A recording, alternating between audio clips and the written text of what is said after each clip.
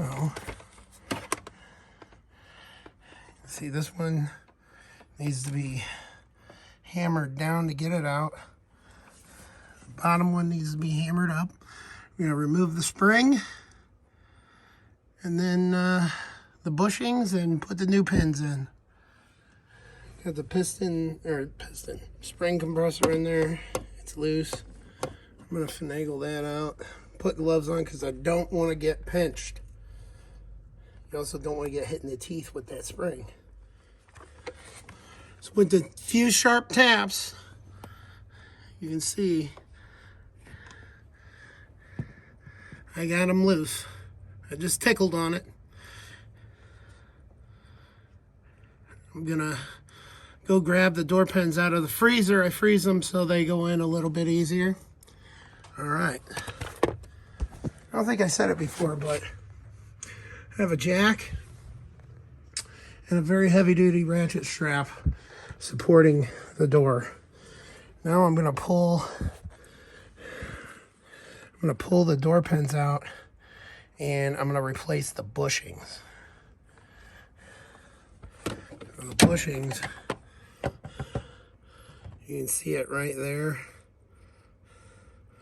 And obviously that one comes in from the bottom.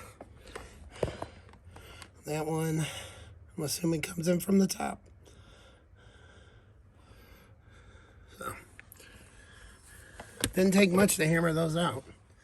You can see here, I got the first one hammered in.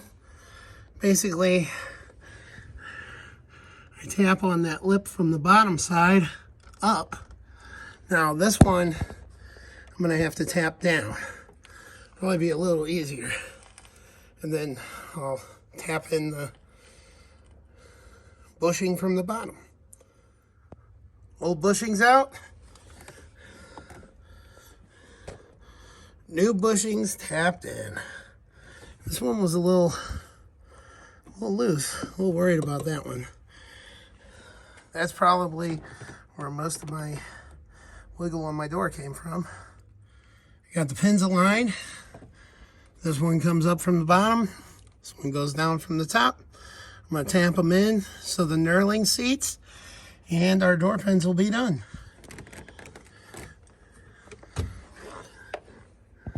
Door pins seated, bushings are seated. Door pins seated. Next, gotta put that spring back in and the job's done. Well, the spring's back in. Check the door. No more movement. So, new door pins and bushings. This job took me, including the taping, about half an hour. If you like what you see, remember to subscribe, ring the bell, leave a comment, give me a thumbs up, give me a thumbs down. Press that button twice. Make sure that you get it in there.